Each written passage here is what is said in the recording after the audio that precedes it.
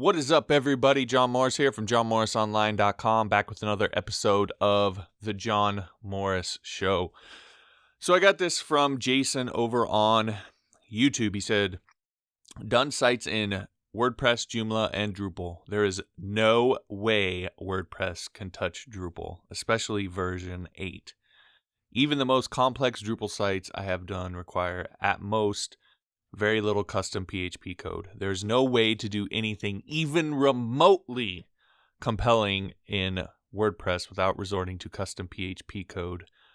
Once you need to go beyond trivialities, WordPress takes custom code to overcome its inherent and pathetic limitations.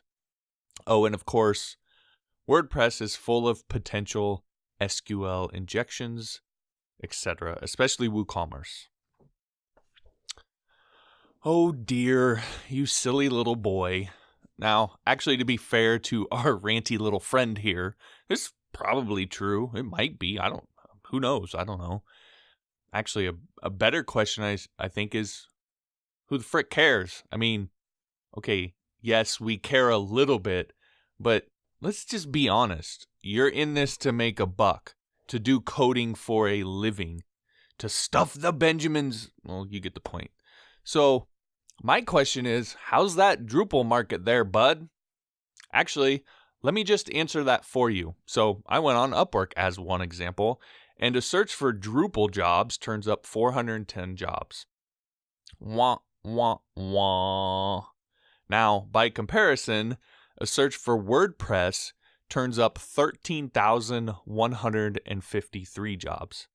Now, it's a similar story on Indeed.com and a number of the other places that I looked.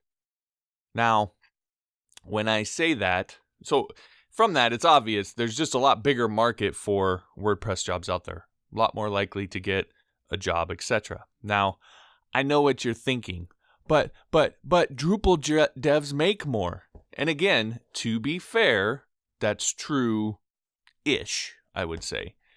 Because if you're looking just purely at salaries, if you're just looking to get hired at a company and work a 9-to-5 and do that sort of thing, which I know some people are. So if you're looking purely at salaries, Drupal pay tends to be higher. Now, depending on what site you go with, what source, it's anywhere from what I gather, 5 to 10K per year higher. Now, of course, that's if you can get a job, because there's like 3 of them. In fact, where I live, there's exactly 1 Drupal job. But if we want to have full context here, salary is really only part of the story, because even the most ardent WordPress hater has to admit, in fact, they often admit, they say this is one of the things that annoys them, in fact, about WordPress. But they have to admit that the ecosystem around WordPress is just way more developed. There are theme and plugin companies that earn majillions every year. And the marketplace is just way more substantial with way more opportunity. I don't think there's really any debate about that.